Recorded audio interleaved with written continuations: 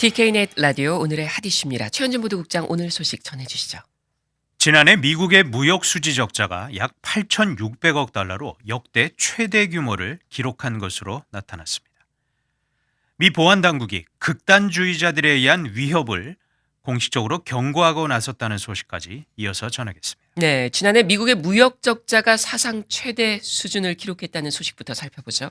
네, 상무부가 8일 지난 2021년 미국의 연간 상품과 서비스 등 무역 수지 적자가 약 8,600만 달러를 기록했다라고 밝혔습니다. 전해인 2020년보다 약 27% 정도 증가한 것인데 정부가 무역 수지를 집계한 지난 1960년 이후 단일 연도 기준으로 가장 큰 폭의 증가폭이었습니다. 네, 그 이전엔 가장 적자가 컸던 때는 지난 2006년으로 당시 무역 적자는 7,600억 달러가 넘었습니다. 무역 적자가 컸다라는 것은 수입한 상품과 서비스가 수출액보다 더 컸다라는 말이잖아요. 수치가 네. 각각 얼마나 됐습니까? 네, 지난해 수입은 전년도보다 약 21% 증가한 3조 4천억 달러를 기록하면서 사상 최대 규모를 기록했고 수출도 역시 늘었습니다. 수출액은 2조 5천억 달러를 넘기면서 전년 대비 19% 가까이 늘었지만 하지만 수입에 비해선 그 증가폭이 낮았습니다. 네, 무역 적자가 이렇게 많이 늘어난 이유는 어떻게 분석이 되고 있나요? 역시 코로나 바이러스 사태로 인한 경기 침체에서 벗어나면서 소비가 많이 늘어났기 때문으로 분석이 됩니다. 네, 또 정부가 코로나 경기 부양안의 일환으로 국민들에게 이 현금을 지원을 했는데 아직 코로나 대유행이 끝나지 않은 상황에서 국민들이 여행이나 외식, 오락 등 서비스보다는 상품 구매에 지갑을 더 열면서 해외 상품 수입이 그만큼 늘어났다라는 분석을 할 수 있겠습니다. 네. 그런데 무역 적자가 이렇게 늘어났다는 건 나라 경제가 그만큼 손해봤다는 거 아닌가요? 무역 적자 증가는 부정적인 의미가 분명 있긴 합니다. 하지만 반대로 경제의 건전성을 보여주는 신호로 읽히기도 합니다. 네. 스위스 베른 대학의 세계무역연구소 상무이사인 조셉 프랑스와 경제학자는 미국의 경제가 잘 될 때마다 무역 적자는 더 악화한다 이런 진단을 내렸습니다. 언뜻 이해가 잘 되지 않는데 좀 더 구체적으로 설명해 주시죠.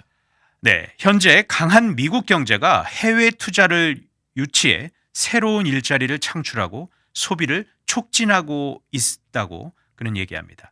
자, 그런데 그 소비가 해외에서 제조된 상품의 상당 부분이 집중되어 있다는 것입니다. 네. 프랑스와 학자는 사람들은 경제가 잘 돌아갈 때 더 많이 투자하려 한다라면서 그리고 그 결과는 특히 상품을 포함한 무역 적자의 심화로 나타난다라는 설명을 했습니다.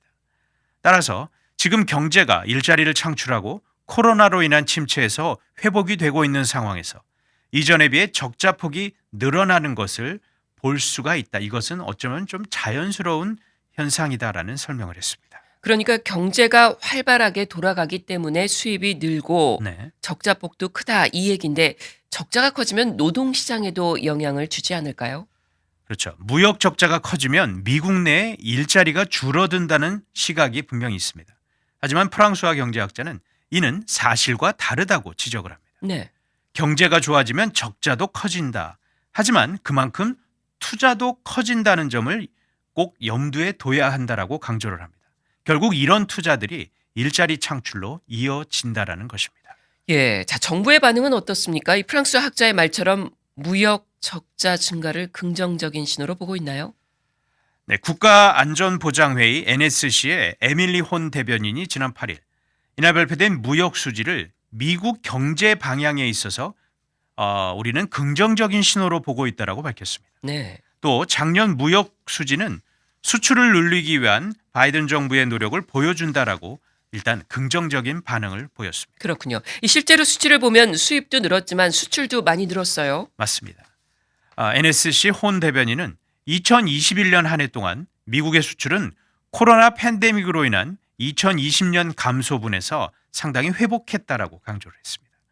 한 예로 바이든 대통령 취임 첫 11개월간 미국의 농산물 수출은 1,600억 달러에 도달을 했고 3,420억 달러의 경제 생산을 창출했으며 120만 개 이상의 일자리를 지원했다라고 밝혔습니다. 네.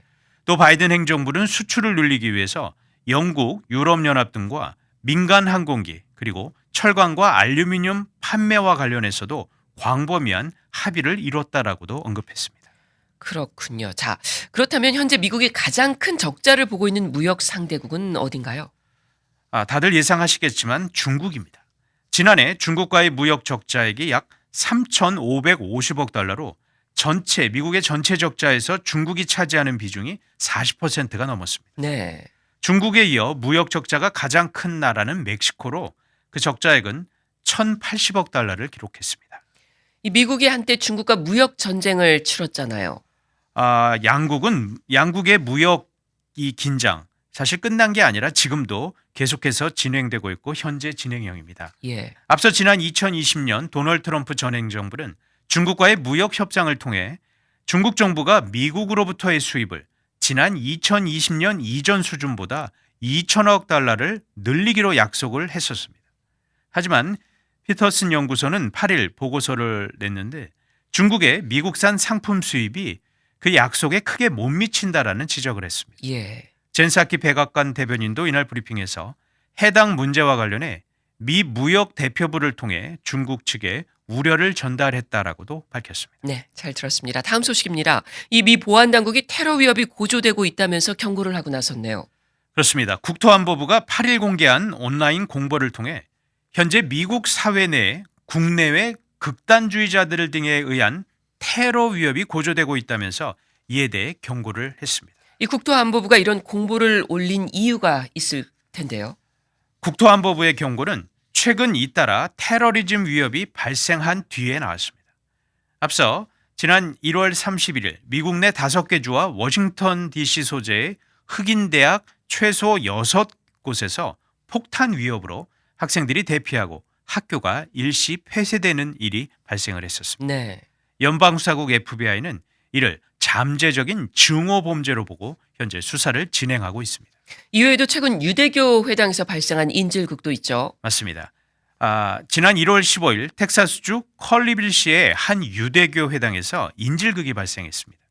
인질극의 용의자는 40대의 영국 남성으로 당시 유대교 성직자인 랍비 등 4명이 인질로 붙잡혔었습니다. 하지만 다행히 모두 풀려나거나 구출됐고 용의자는 현장에서 사망을 했습니다. 네. 당국은 이 같은 위협에 대해서 뭐라고 설명을 했나요? 국토안보부는 최근 발생한 종교시설 등에 대한 공격은 인종적 또는 종교적 동기에 기반한 폭력의 위협이 계속되고 있다는 점을 보여준다라는 지적을 했습니다. 그러면서 최근 나타난 일련의 위협 활동들이 상당한 우려를 낳고 있다면서 이런 것들이 특히 극단주의자들이 폭력을 동원하도록 부추길 그럴 그 원인이 될 수 있고 동기가 될 수 있다라면서 강하게 경고를 한 것입니다. 네. 이 보안 당국이 이런 위협을 야기하는 요인으로 보고 있는 것들은 어떤 것들인가요?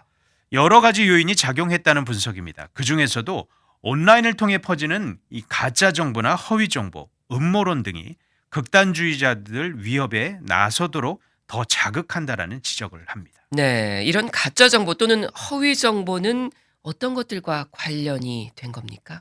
네, 국토안보부가 예시로 든 대표적 허위 정보 가운데 하나는 지난 2020년부터 계속 제기되고 있는 미국의 대선 사기와 관련한 내용들이 많습니다. 네. 국토안보부는 그러면서 오는 2022년 중간선거와 관련해서도 극단주의자들이 개인이나 기관 또 후보, 정당 사무실이나 선거 이벤트 등을 노린 이 폭력을 행사할 가능성이 있다라는 경고도 했습니다. 네. 다른 허위 정보는 또 어떤 것들이 있을까요? 코로나 팬데믹과 관련한 허위 정보들이 있다라고 국토안보부는 지적합니다. 네. 특히 코로나 백신 그리고 마스크 착용 의무화 등과 관련한 허위 정보들이 국내 폭력 극단주의자들이 자신의 폭력을 정당화하는 내용으로 삼고 있다라는 것입니다. 그리고 앞으로도 이런 극단주의자들이 이와 관련된 정부나 보건시설 또 교육기관 등을 노릴 수 있다라고도 경계를 했습니다. 네. 특히 최근 코로나 팬데믹 관련 방역 조치가 완화되면서 일반 대중을 노린 폭력 위협 가능성이 더 커졌다. 이런 분석도 있죠. 맞습니다. 사회적 거리두기와 같은 방역 조처들이 점차 완화가 되면서 더 많은 사람들이 상업시설이나 정부기관 등에 더 접근을 하게 됐는데 국토안보부는 이에 따라 폭력 행위를 저지르려는 개인들에게 더 많은 기회가 제공될 수 있다라는 지적도 합니다. 네, 이 같은 위협을 방지하기 위해서 당국이 취하고 있는 조처들은 어떤 게 있을까요? 네, 국토안보부는 FBI와 시적절하고 실행 가능한 정보를 계속해서 공유하고 있다고 밝혔습니다. 여기에는 모든 정부기관들뿐만이 아니라 민간 부문과의 이 정보 그리고 첩보 공유가 포함된다라는 설명을 합니다. 네, 이를 위한 자금 투입도 활발하게 이루어지고 있다고요? 그렇습니다. 국토안보부에서는 이와 관련해 여러 가지 프로그램이 시행이 되고 있는데 대표적으로 지난해 산하에 이 확장 신설된 예방 프로그램 협력센터 이 CP3라고 하는데 이를 통해 표적 폭력, 테러 방지 보조금 프로그램 등에 약 2천만 달러가 이미 지원되기도 했다고 국토안보부는 설명합니다. 네. 또 지난해 국토안보 보조금 프로그램에 국내 폭력 극단주의자들을 국가 우선순위 부문으로 지정을 했다면서 이를 통해 위협에 대한 예방과 준비 또 보호 등 활동에 7,700만 달러를 사용했다라고 밝혔습니다. 네. 자, 이번에 발표된 경보 언제까지 이어지는 겁니까? 4개월 정도 계속됩니다. 그래서 이번 경고는 오는 6월 7일까지 계속되게 됩니다. 네, 잘 들었습니다. 지금까지 오늘의 핫 이슈였습니다.